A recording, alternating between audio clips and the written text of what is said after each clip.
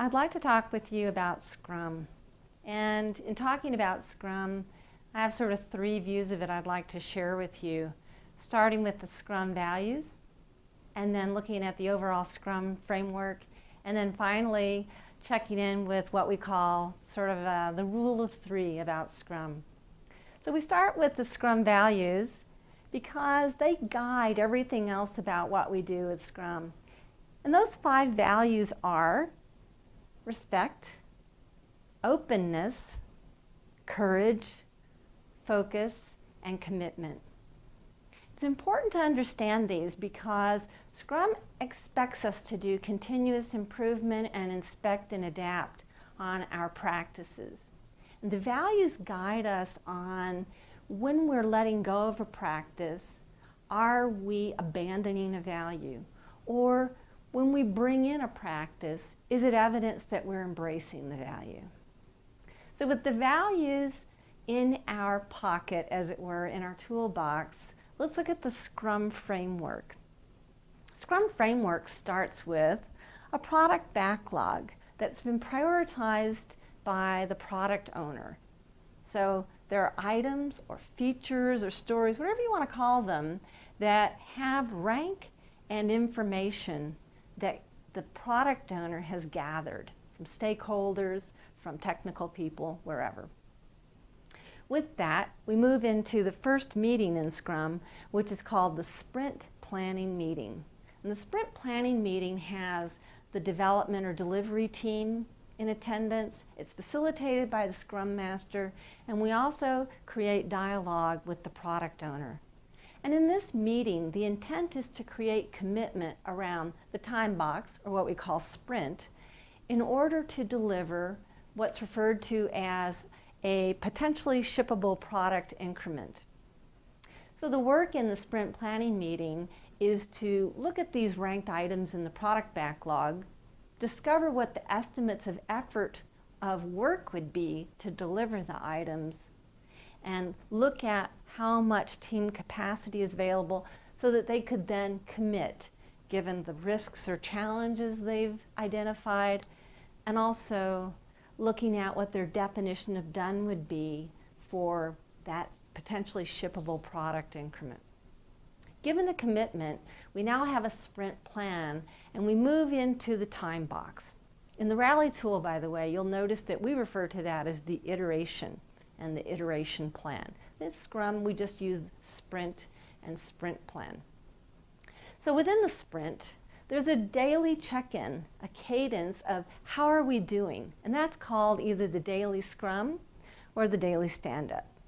This is a 15-minute meeting where the intent is to check in with how are we doing on our commitment that we made in the sprint planning meeting. And so in the 15-minute meeting, team members go round robin and check in with, what have I completed of my commitment for yesterday? What can I complete of a commitment today? And what's getting in my way of meeting commitments? This helps everybody in the team inform one another about how they can work with one another with regard to the tasks that they created during the sprint planning meeting in order to deliver the items from the backlog by the end of the time box. Now at the end of the time box, we have the third meeting, the sprint demo and review meeting.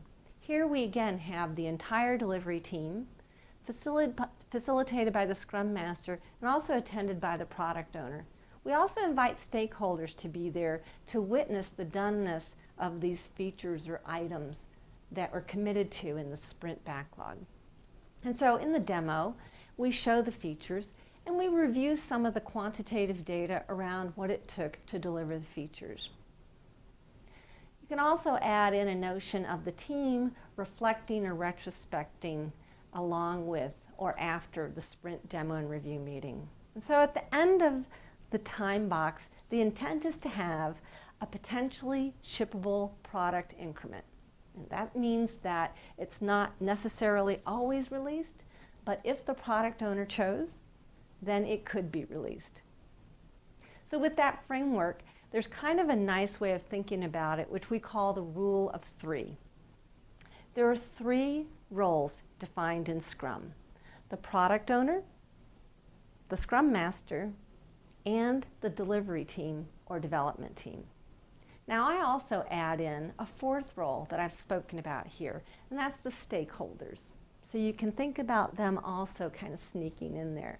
They're a big part of how we figure out what's the highest ranking stuff. They keep us informed. The second in the rule of three is the 3 ceremonies, and I've spoken about those in the framework. They are the sprint planning meeting, the daily stand-up or scrum, and the sprint demo and review meeting. And then I also sneak in that fourth possible ceremony we refer to as the sprint retrospective. Again, the difference between the demo and review and sprint retrospective is the demo is more about what's been delivered and the data around that, and the retrospective is more about the team agreements, the team processes, and what's working well and what new things I'd rather add in. And then finally, the third in the rule of three is the 3 artifacts. And these are the product backlog, the sprint backlog, and then what's helping us stay on track in the sprint, the burn down chart, tracking every day what's left to do. And again, you can think about a fourth item, which would be that potentially shippable product increment, the actual software.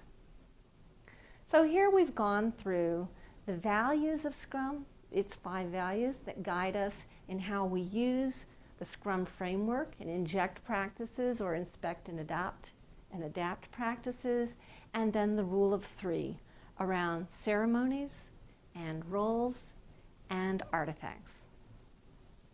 Thank you.